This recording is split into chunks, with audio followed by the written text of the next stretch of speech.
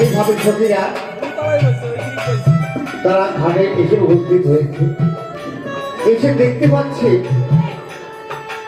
এক বৃদ্ধ খুব বয়স্ক রমণী সে ঘাটে শুয়ে আছে।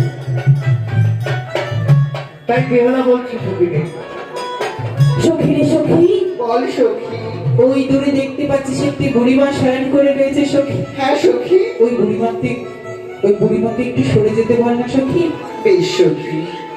বলি বুড়িমা, ও বুড়িমা একটু সরে বসো, আমরা যে যাবো ওই পারে।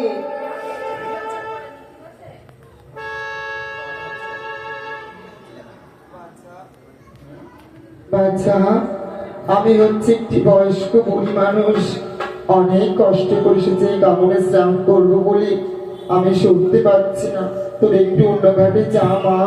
নড়তেই যখন পারো না, মরতে মরতে এসছো কেন এই ঘাটে?